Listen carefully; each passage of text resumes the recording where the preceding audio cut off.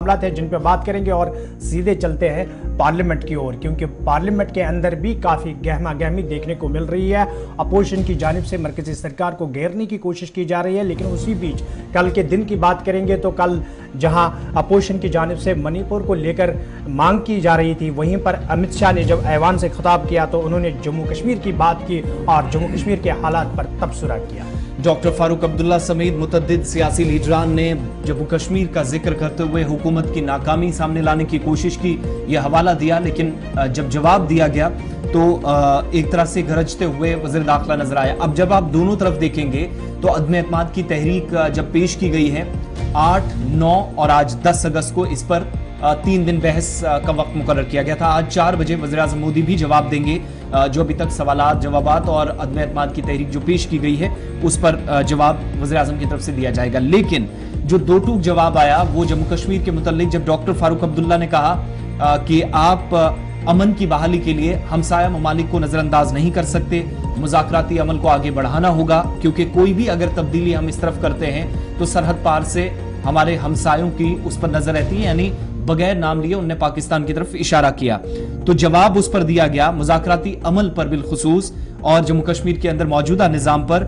जब हुसूलियाबियां पिछले 3-4 सालों की मरकज गिनवा रहा था तो कहा कि ना ही हुर्रियत के साथ बातचीत होगी, ना ही पाकिस्तान के साथ बातचीत होगी। बातचीत या मुज़ाकरात का अगर दौर शुरू करना है या कोई बात करनी है, जो हम कर भी रहे हैं मरकजी वज़ारत दाखिला के मुताबिक, वो वादी कश्मीर या जम्मू के नौजवानों के साथ की जाएगी। जवाब में यह भी कहा गया कि सूरत हाल इतनी बेहतर हुई कि साबिक वज़ीर आज़म पंडित जवाहरलाल नेहरू की एक गलती को मरकज ने दुरुस्त किया और आज ना ही पथराव का कोई वाकया है, जहां पर मिलिटेंट मारे जाते हैं वहीं उनको दफनाया जाता है, हड़तालें नहीं होती, बंद कॉल्स नहीं होती, और बरियल जहां पर करना होता है वो जो एक जिस तरीके से कवायद ज़वाबित हैं उसके मुताबिक वो करने की सरकार की जानिब से इक़दामात होते हैं। इसके अलावा मुफ्ती अब्दुल्ला और कांग्रेस यानी गांधी परिवारों तीनों पर बरसते हुए अमित शाह ने कहा कि 3 खानदान लेकिन पंचायती इंतखाबात उस तरीके से नहीं करा सके जैसे पिछले 3 सालों में हमने 40,000 से ज्यादा नुमाइंदे चुनकर लाए। और बड़ा बयान इसमें क्या है कि हुर्रियत या पाकिस्तान किसी एजेंडे में या किसी भी फहरिस्त में नहीं है जिनके साथ बातचीत की जाए। अब इसके बाद हुर्रियत पर बैन, जमाते इस्लामी पर बैन, PFI पर बैन, मुल्क के अंदर ऐसी तंजीमें जिन्हें कलअदम करार दिया जा चुका है उन पर बैन लगाने का हवाला देते हुए अमित शाह ने कहा कि मुल्क की सलामती के पेश नजर ये सारे इकदामात उठाए गए और आज उनके मुताबिक सरकार ने ऐसे इकदामात किए हैं कि जम्मू कश्मीर के अंदर कई नुमाया तब्दीलियां हुई हैं। यानी कांग्रेस भी हदफ तनकीद बनी, नेशनल कॉन्फ्रेंस भी, PDP भी, और यहां तक कि यह भी कहा कि सरहदी इलाकों से बाढ़ तोड़कर या रास्ते आसानी से तलाश कर दरअंदाजी करने वाले लोग भी सरहद पे इस तरफ दाखिल हो जाते थे, लेकिन इस सारी सूरत हाल पर हमने रोक लगाई। वज़ीर दाखिला का जो जवाब था वो आप सुनिएगा और उसके बाद फारूक अब्दुल्ला की एक बात भी आपके सामने, जिस पर वो काफी ज्यादा ऐवान के अंदर गर्मा गर्म बहस में हिस्सा लेते हुए नजर आए।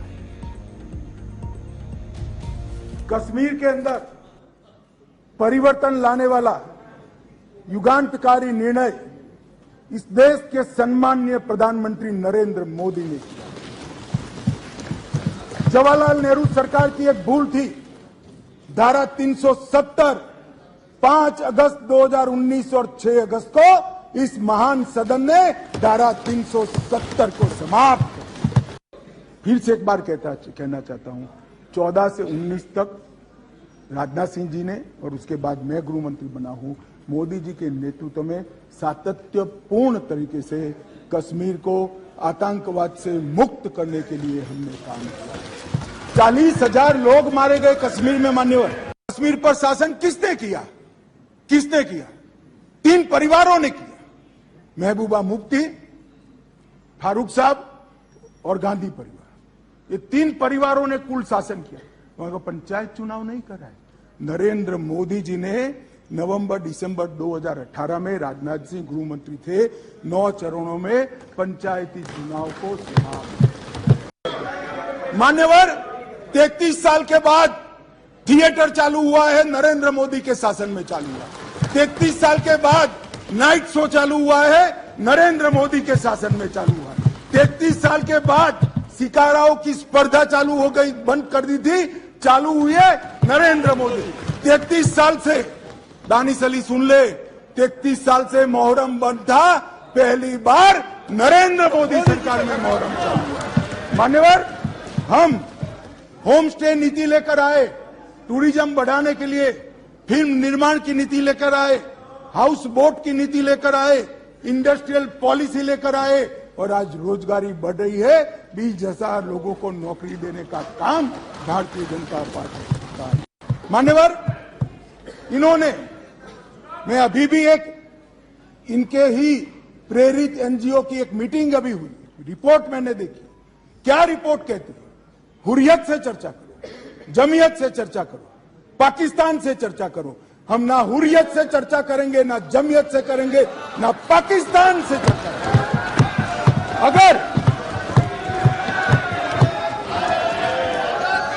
मान्यवर, अगर हम चर्चा करेंगे तो घाटी के युवाओं से चर्चा करेंगे, वो हमारे अपने हैं, हम उनके साथ चर्चा करेंगे। मान्यवर, हुर्रियत पर हमने पाबंदी कर दी, जमायत इस्लामी पर कश्मीर में पाबंदी कर दी, आतंकवादियों के समर्थन को चुन चुन कर नौकरियों से हटाया।